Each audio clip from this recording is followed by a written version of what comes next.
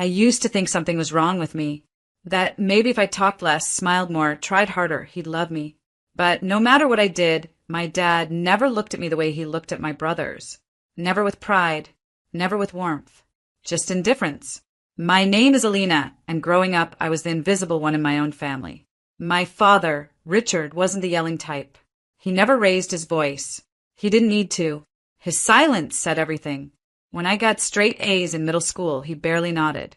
But when my brother Jake passed a single class he'd been failing, Dad clapped him on the back and said, "That's my boy." I was 12 when I first realized it. It was Father's Day. I'd spent hours making a card, decorating it with glitter, stickers, and a poem I wrote myself. I handed it to him after dinner, my little heart bursting with hope. He glanced at it, muttered thanks, and went right back to watching the game on TV. 5 minutes later, my brother Ryan came in, tossed him a store-bought mug that said #OneDad, and Dad acted like he'd just been handed a trophy at the Super Bowl. I remember standing there, card still clutched in my hand, wondering why mine wasn't enough. That's what it always came down to. I was never enough. Ryan and Jake were the golden boys. Ryan was the athlete, always breaking school records and getting write-ups in the local paper. Jake was the smooth talker, charming teachers, relatives, and anyone who crossed his path. And me? I was the quiet one, the moody one, the girl who spent too much time in her room writing stories or drawing.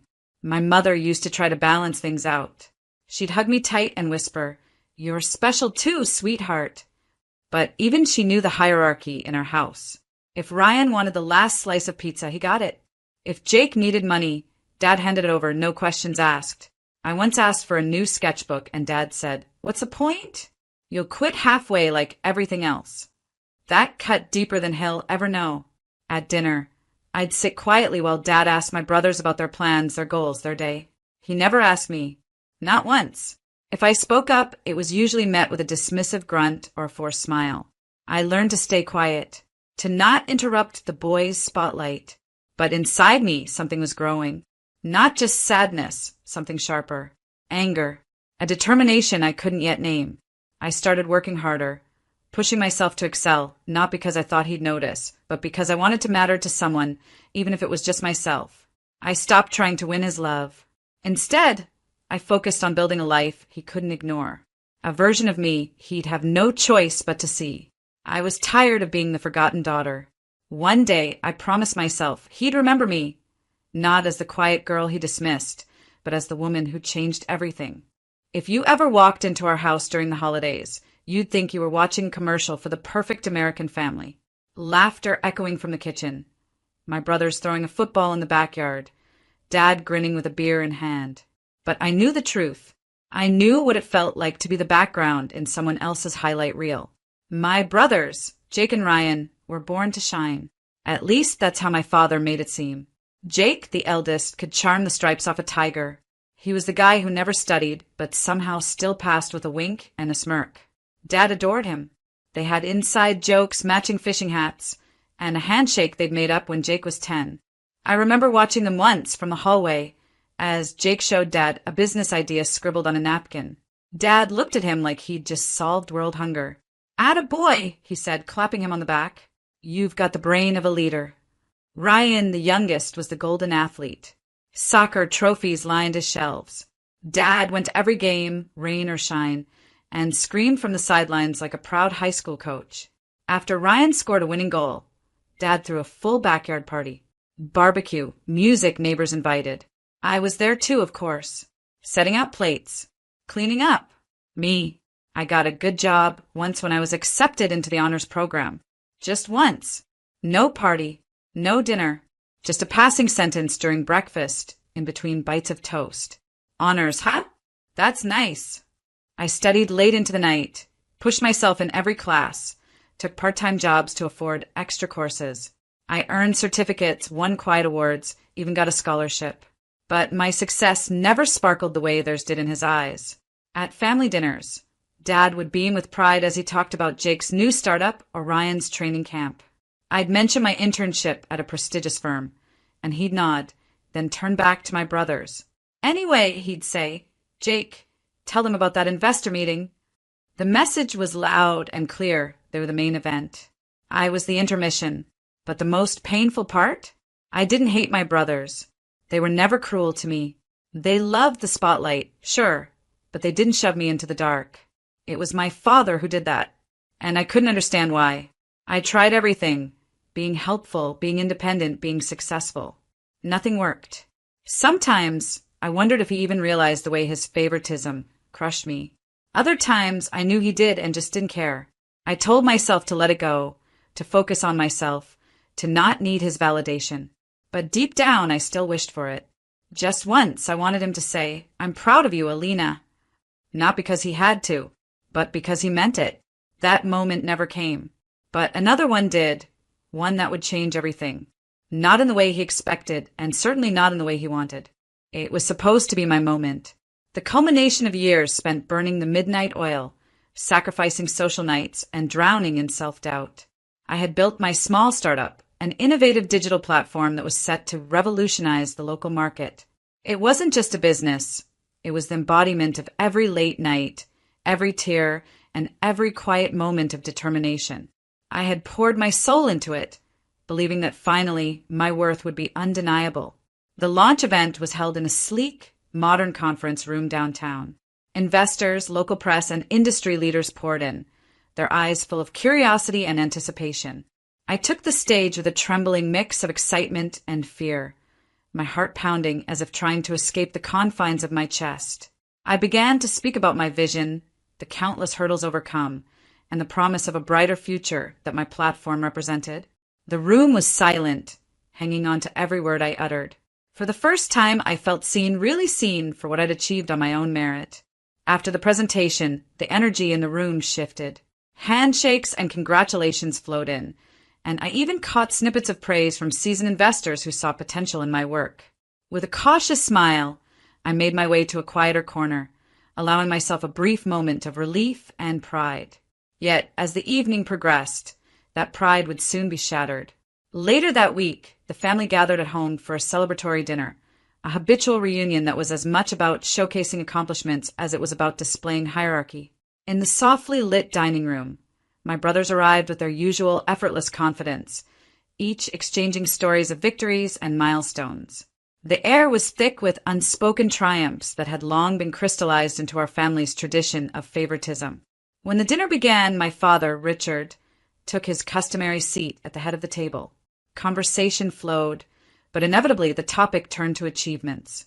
I expected a moment of quiet acknowledgement, a nod, a word of respect, but instead the narrative swiftly pivoted. My father, with his practiced ease, began recounting the family's latest feats. "Ryan hit his third home run this season," he said, his voice brimming with pride, pausing for laughter from the gathered kin. "And Jake, I hear you've sealed another major deal for your new venture. Fantastic work, son." His words rolled out like well-rehearsed lines at a family play, each one earning its due applause. I cleared my throat, attempting to insert my voice into the conversation. I've just launched my own venture," I began, hopeful. But before I could elaborate, my father interjected with a dismissive gesture. Yes, we know you're busy, dear," he said lightly, almost as if he were referring to an insignificant chore. The room fell into a brief, awkward lull. A few nods were exchanged, but no one picked up on my intended pitch of triumph. That brief dismissal, that cold interruption, sent a shock through me. I remembered the countless times I had announced my small victories, only to have them reduced to mere background noise, overshadowed by the loud accolades of my brothers. In that moment, the weight of every ignored effort, every snub compliment, and every unspoken disregard crashed down like a tidal wave. The seeds of change had been sown. Sitting there, amidst the clamor of celebration for my brothers, I felt a fierce, burning clarity. I realized that no matter how far I climbed or how many milestones I reached, I would never be acknowledged by the person whose approval I had craved for so long. It was in that heart-shattering instant that I understood I could no longer play the quiet part in this tragic family drama. I would build a life so brilliant, so undeniable, that he could no longer dismiss me. And if he continued to steal my moments, then perhaps he'd finally face the consequences of his endless favoritism. After that dinner, something inside me shut down, not out of anger, but clarity. I stopped trying, not in the sense of giving up, but in the sense of no longer seeking approval that would never come. I didn't argue, didn't explain, didn't ask to be heard anymore. I simply went quiet. I started spending less time at family gatherings and more time in silence, just me and my goals. I moved out of the city, rented a modest but quiet apartment on the edge of town, and dove into my work like it was oxygen. The startup that I had launched, barely noticed by my own family, was now my world. It didn't pay much at first. I had weeks where dinner was just toast and instant coffee. I had to take freelance projects on the side to stay afloat. There were nights I cried quietly under my desk, questioning if I was even built for this. But for every doubt, there was a flicker of determination. I had no one clapping for me, no one cheering me on, but I was finally building for myself. I learned to fix bugs, write pitches, handle rejections, and chase clients with the kind of hunger only someone used to being overlooked could ever understand. Some nights I would scroll through social media and see photos of Jake at business conferences with Dad by his side, or Ryan holding yet another trophy with a caption about making the family proud. I'd feel that familiar sting, like a wound reopening, but I didn't let it stop me. Instead, I'd take a deep breath, close the app, and get back to work. My success wouldn't come from applause. It would come from perseverance. I grew in silence. No fancy updates, no family newsletters. Just long nights, stubborn effort, and the occasional client saying, "You're the only one who actually listened to what we needed." Those words felt better than anything my father could have said because they were real. After a year, the company started gaining traction. Our user base grew. A niche investor found potential in what we were doing and poured in seed money. I finally hired a small team, people who, like me, knew what it felt like to be underestimated. Together, we built something incredible. Still, I stayed quiet. I didn't send out the usual holiday emails. I didn't show up at family events with success stories to toss around like confetti. I let them assume I was the same girl in the background, living small. That's how I wanted it. But within me, everything was changing. My posture shifted. My voice got firmer. I wasn't afraid to take up space anymore. I didn't need their validation. I had found something better. I had found me. For the first time in my life, I made decisions without second-guessing. I bought my first car on my own. I signed the lease to a sleek office space with floor-to-ceiling windows, and I did it without needing someone to tell me, "Good job!" I became the woman I had once only dreamed of becoming, the one my younger self thought she had to become for them. But now I was doing it for me. And in all that silence, I was building something far more powerful than a career. I was building freedom. I still remember the first time I walked past a mirror and didn't flinch. My reflection didn't look like the forgotten daughter anymore. She looked like someone who had clawed her way out of invisibility and created a life of her own design. And it wasn't loud or flashy. It was quiet strength, the kind that doesn't beg to be seen but can't be ignored. And soon, they wouldn't be able to ignore me either. Not after what I was about to do. I hadn't been home in almost 2 years. Not for birthdays. Not for holidays. Not even for the obligatory phone calls. The silence was mutual. No one reached out to check on me, and I didn't expect them to. That's the thing about being forgotten. You eventually become comfortable with your own absence. But this year I made a decision. I RSVP'd to the annual Father's Day dinner. No explanation. No follow-up. Just a simple, "I'll be there," in the family group chat. The reactions were a mix of emojis and passive silence. I could almost feel the awkwardness through the screen. The night before, I stood in front of a sleek black luxury car in a dealership showroom, signing paperwork under a fake last name I had legally changed to after launching my business. They wouldn't even recognize it. None of them had ever asked what I was doing or who I was becoming. Next to me sat a small black envelope. The edges were crisp, the paper heavy and expensive. Inside was a single legal document that would change everything. Father's Day arrived. I dressed carefully, not to impress, but to remind myself who I had become. Confidence in every inch of fabric. Power in every step. When I pulled into the driveway, the car's engine purred like a warning. My siblings were already there, clinking glasses and laughing on the patio. Dad was at the head of the table, grinning wide, drink in hand. The favorite role he played so well. His eyes flicked toward me, and for a moment, confusion broke through his usual smugness. Then a smile. Well, look who finally decided to show up. Everyone turned. I could feel their surprise and judgment settle into the air. I smiled politely. Hi, everyone. Happy Father's Day, Dad. The dinner was the same mix of forced laughs and subtle jabs. Jake talked about his new condo. Ryan bragged about another promotion. Dad nodded and beamed, like a king surrounded by princes. And then came the moment. I stood up slowly, the quiet drawing everyone's attention. I brought something for you, I said, looking directly at Dad. I walked outside, leaving the door open behind me. Moments later, I drove the luxury car into the driveway.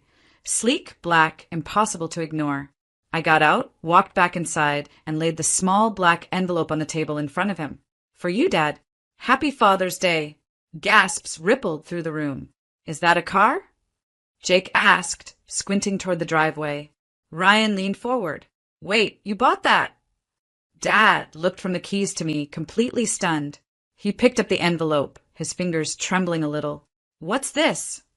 Just open it, I said quietly, my voice calm and steady. Everyone leaned in as he slipped the paper out. For a second, his expression didn't change. Then his eyes started darting over the page, and slowly his face drained of color. His jaw clenched. What is this? He barked, now glaring at me. I gave him a long, unreadable smile. Read it carefully. You'll see. And with that, I turned, walked out the door, and got into the car. I drove away as the shouting started behind me. Because that envelope? It wasn't just paper. It was the ownership document of the company that had just acquired the firm he worked for. His job, his pride, his status, all now under my control. Happy Father's Day indeed. The house looked the same, tastefully decorated, spotless, cold. My mother moved in and out of the dining room like a silent shadow, refilling glasses and smiling at jokes that weren't funny. My brothers were already a few drinks in, and the air felt thick with old habits and unspoken rules. I sat quietly at the end of the table, the black envelope resting in my purse, heavy like heartbeat. The car keys were tucked safely into my coat pocket, parked just outside the window in full view of the driveway.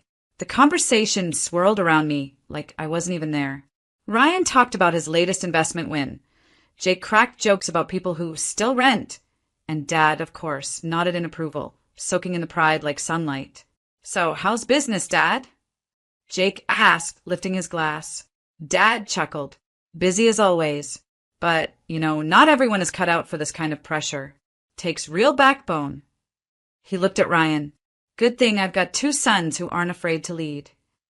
I raised an eyebrow but said nothing. It wasn't even subtle anymore. Then he glanced down the table toward me. I could feel the moment shift before he even opened his mouth. And then there's the loser sitting at the table, he said, gesturing toward me with a smirk. Still pretending to be the black sheep, huh? The laughter exploded. Jake nearly choked on his drink. Ryan laughed so hard he had to slap the table.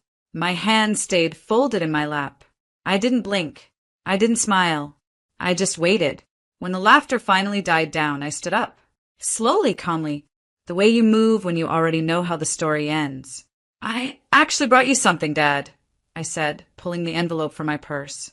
A little Father's Day gift. The room stilled. Even the air seemed to pause. I walked down the length of the table and placed the envelope directly in front of him. He glanced at it, puzzled. What is this? Just open it, I said, then stepped back and folded my arms. He ripped the flap with dramatic flair, as if expecting a joke or cash. His fingers unfolded the paper, and as his eyes began to scan the words, the color in his face changed. First confusion, then disbelief, then a slow, creeping horror. What the hell is this? He asked, looking up at me, eyes narrowing. You remember Anderson Tech? The company you've worked at for the last 10 years. I said softly, it's under new ownership. A beat. I bought it, I continued, through a silent acquisition, effective last week. The silence was immediate, deafening. I leaned in slightly and added, so no, I'm not the loser at the table. I'm the woman who just became your boss's boss. His mouth opened, but no words came out. Jake looked pale. Ryan dropped his fork. And that car out front, I said, glancing toward the window. That was part of the presentation. But I'll be taking it with me now. I turned without waiting for permission, walked outside, and slid into the driver's seat. The sound of the engine roared to life, and just as I pulled away, I heard his scream from the open front door. It wasn't anger. It was fear. The car's engine hummed steadily as I drove away from the house. I kept my eyes fixed on the road, the weight of what I had just done settling into my chest. It wasn't about revenge anymore. It was about something much deeper. For years, I had let myself shrink in the shadows of a family that never truly saw me, and now I was standing tall, casting a shadow they couldn't ignore. But the weight of the moment wasn't the only thing pulling at me. I knew what was happening behind me. I could picture it as clearly as if I were still sitting at that table, hearing the deafening silence that followed my words. I wasn't there anymore, but my actions would speak louder than anything I could have said. Back inside, my father's hands were shaking as he held the paper. He looked from it to his son's, his lips moving as though he were trying to find words that wouldn't come. I could see the panic beginning to bloom, creeping through every muscle in his body, spreading like a virus. "Dad," Jake asked, his voice suddenly small. He stood up, coming around to where Dad sat frozen, the paper still gripped tightly in his hands. "What's going on?" Ryan, the ever-confident one, had already stood up as well, trying to peek over their father's shoulder. "What is that? It looks like, wait, is that real?" Dad didn't answer. His eyes were glued to the document, his fingers skimming the words, but failing to make sense of them. The words on the page were simple enough, but for him, they were a death sentence. I could already hear their questions in my mind. The panic, the disbelief, the frantic rush to understand what was happening. They'd always relied on him for answers. Now the answers were slipping away, and there was nothing they could do to stop it. Finally, Jake couldn't take the silence anymore. "Dad, what does it say? What's going on?" Dad looked up, his face pale, his mouth opening and closing like he couldn't catch his breath. It's a transfer of property," he muttered, his voice weak. "A reversal of assets. All of it. The company. The house. My shares." The panic in his voice was palpable. His sons froze. Ryan blinked in disbelief. "Wait, you're telling me this? This document means she owns everything?" The realization hit them like a slap. The silence deepened, but this time it wasn't awkward, it was suffocating. My father had always been the pillar, the one everyone turned to for stability. But now he was the one on his knees, his empire crumbling before his eyes. His sons had no idea how to process it. Jake staggered back from the table, his face going red. How could she do this?" he hissed, his voice rising in anger. She's nothing. We're the ones who worked for this. How could she?" Dad held up a shaking hand, his mind still trying to catch up with the magnitude of what had just happened. She's not nothing," he said, his voice cracking. "She's everything." Ryan's eyebrows furrowed, his earlier cockiness replaced with uncertainty. "What do you mean, Dad? What's going on? How could she?" "She owns it all," Dad said, his voice barely a whisper. "She owns the company. She owns the house. Everything. Everything I've worked for, it's hers now." The words hung in the air like a death sentence. The sons who had once worshipped their father, who had seen him as the king of their world, were now faced with a reality they could hardly comprehend. They hadn't even considered her as a contender. To them, I was the shadow, the forgotten one, the one who wasn't enough. But now, I was the one who held the power. "I don't understand," Jake said, his voice shaking now. "How could she? When did this happen? Why didn't we know?" Dad finally looked up, his face etched with defeat. "She didn't want you to know. She didn't need to tell you. She doesn't need us." Ryan took a step back, trying to collect himself. "But how did she get this much? How?" "She didn't ask for anything," Dad said, his voice cold now. "She just took it."